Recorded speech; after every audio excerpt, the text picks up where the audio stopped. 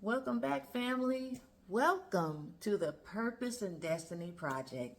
I'm Janet, and today we're going to be talking about frustration. It's something that we all deal with, and today I'm going to give you 5 tips on how to overcome it.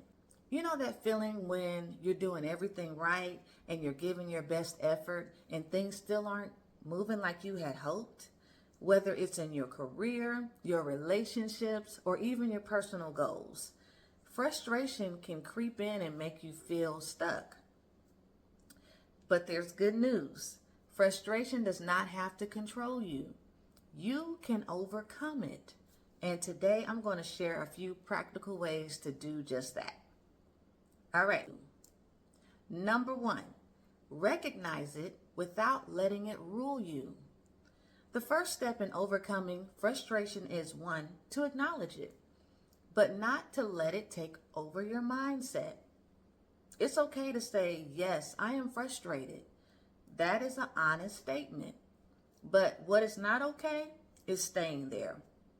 When we let frustration sit too long, it turns into discouragement. And I know that I've been there, and it's not a good place to be. And that can steal our motivation.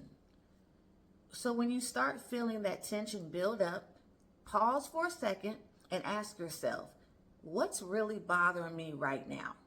Is it the situation or is it my expectation? Once you identify the source, you can regain control over your emotions instead of letting them control you. Number 2, shift from pressure to perspective. You know, a lot of times frustration comes when we're trying to rush the results. We want progress really fast. We want answers now.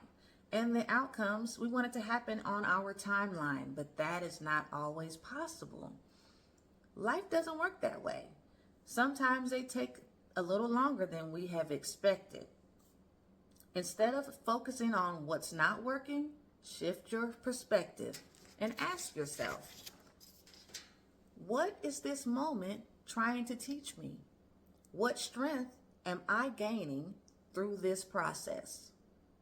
So when you turn your frustration into feedback, you turn struggle into growth. And that's how you start to win emotionally. Number 3, take action on what you can control. Here's a powerful truth. Most frustration comes from focusing on what we cannot control. You can't control people's opinions, you can't control the timing, but you can control your attitude, your consistency, and your focus. So instead of replaying what's not working, do anything that moves you forward. Make a small decision. Check that one thing off your list. Take one step. Momentum, even in small doses, helps release that feeling of being stuck. All right. Number 4, protect your peace and your energy. When you're frustrated, it's easy to burn out emotionally. That's why it is so important to protect your peace. So here's a few practical ways I want to share with you how to protect your peace. Number 1, you might have to step away from that situation. You got to take a breath, get away from that. Because if it's bothering you, you're just going to get worse and worse and worse. Second point, do something that recenters you. Go for a walk, spend time with friends, listen to music that uplifts you and puts you back in that good headspace. The third point is surround yourself with positive voices. Who you listen to, it really matters.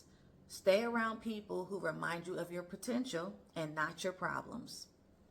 When your environment supports peace, frustration, it loses its power. Number 5, turn your frustration into fuel.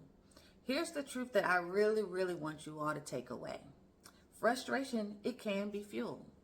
It is often a sign that you care deeply about something, that you are ready for more, that something inside of you knows that there is a better way. So instead of quitting, I want you to channel all of that energy. Let it push you to plan differently. think creatively, or move in a new direction. Frustration is not the end. It's a signal that you are growing.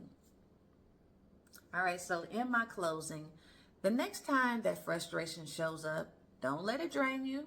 I know that's easier said than done, folks, but don't let it drain you. Let it teach you. Pause, breathe, and reframe it. And remind yourself, you're still in control of your peace, your purpose, and your progress. So if this message has encouraged you, I want you to hit that like button, and I want you to share this with someone. Subscribe if you haven't done so already.